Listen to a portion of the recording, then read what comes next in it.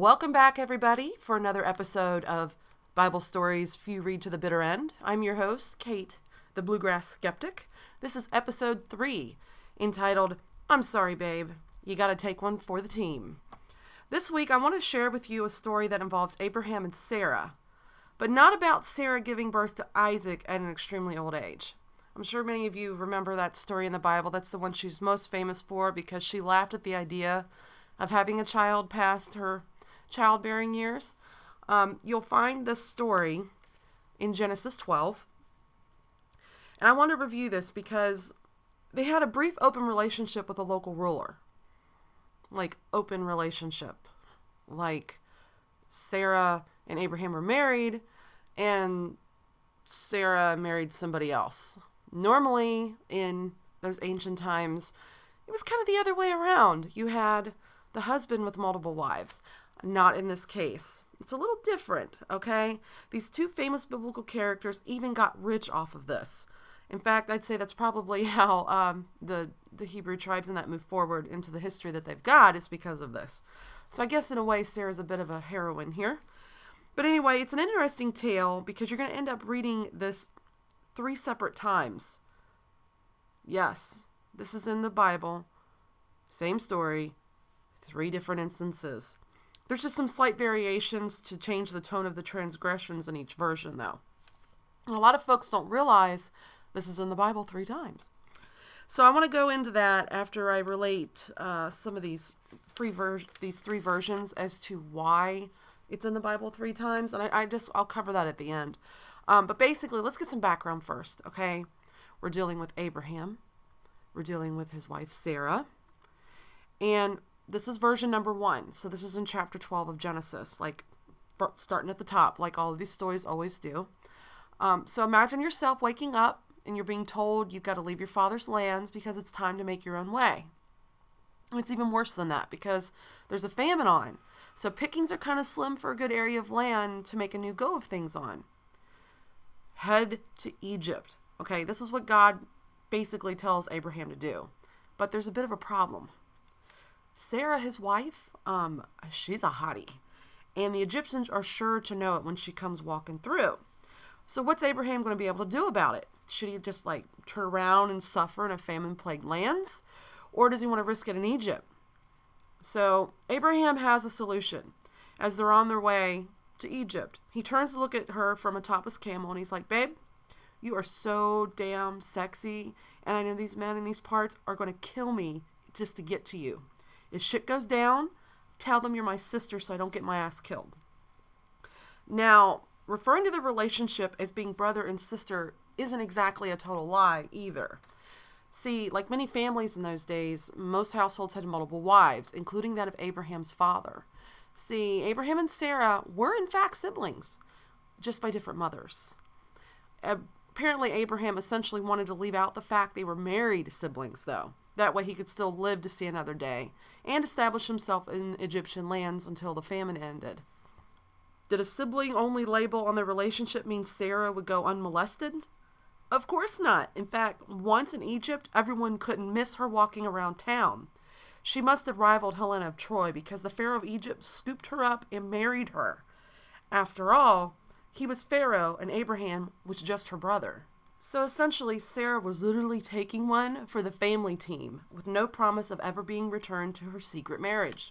Now, of course, Yahweh knew that something like this might happen, so he did what Yahweh always does. He sent plagues on Pharaoh and all the women he sought pleasure with. So when Pharaoh realized everyone caught the clap except for Sarah, he began snooping around and figured out his Hebrew hottie was married.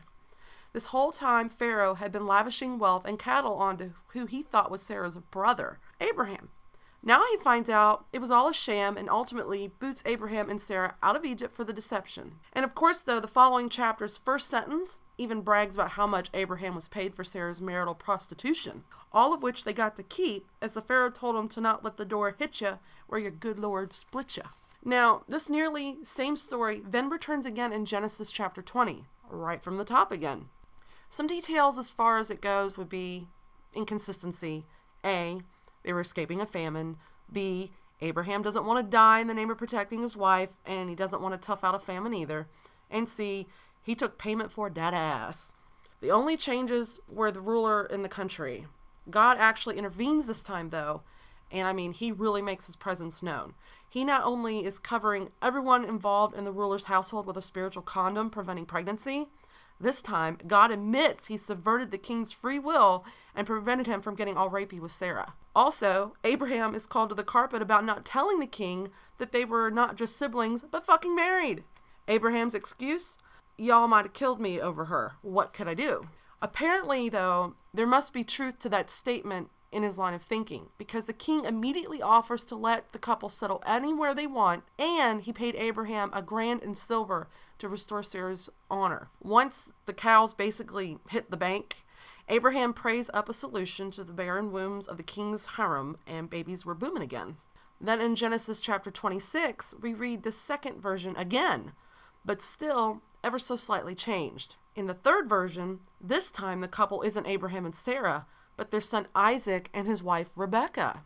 Now, some of the details again are the same, and that would be A, famine, B, a sexy wife, C, Isaac doesn't want to risk it in famine-wasted lands, and he doesn't want to get his head cut off. D, Rebecca is taken as soon as she gets into the country, and E, it's the same king and country as version 2. What a creepy old ruler, right? Strangely, though, in this third version, God did not intervene at all, except for plugging into Isaac's head where to go in order to escape the famine all around him. Much like the second version of this story in Genesis 20, the king doesn't ever touch Rebecca in any way. In fact, there isn't any telltale signs of Isaac and Rebecca's trickery via like a venereal plague or lack of pregnancy. No, it was the king's observation of Isaac laughing it up with his sister out in the courtyard. Apparently, that was a major public no-no, even in the ancient Middle East times. Of course, the king realizes this isn't sibling play, but marital flirtations. So in this final tale of wife-lending, Isaac and Rebecca really are not siblings, but a normal married couple who lied about their relationship out of fear of death. When Isaac explains the reason for lying and putting his wife's gorgeous body at the mercy of the king's desires, again, the ruler actually doesn't ever really disagree with his line of thinking. He actually concedes to the husband's fears, sends out a warning to not touch the couple on, threat of death, basically. And yet again, the married couple gets free access to the lands with the payments earned from Rebecca's beauty while in the king's possession. So why was this story not only told in 3 different chapters of Genesis, but not even consistently? Mostly because none of these tales were literally true, according to Jewish scholars. They are simply oral variations of a popular story about a favorite patriarch and his lady love in the annals of Jewish lore. Everyone loves a good story about deception and adultery, especially during times when such things were major and punishable taboos. Who doesn't respect a heroine taking one for the team in order to protect her husband? Now, there are many who do not realize this is an utter tale of fancy retold 3 times due to popularity or the lessons involved in its purpose. Some folks literally don't even know it's in there 3 damn times. It's generally accepted by most scholars this is not a historical occurrence, as most doubt even Abraham would make the same mistake twice, let alone get away with it twice for that matter. And that, my friends, is yet another Bible story few read and reread and read a 3rd time until the bitter end. Stay tuned next week when I talk about fun Bible stories where God actually encourages all types of government, including socialism, communism, and martial law.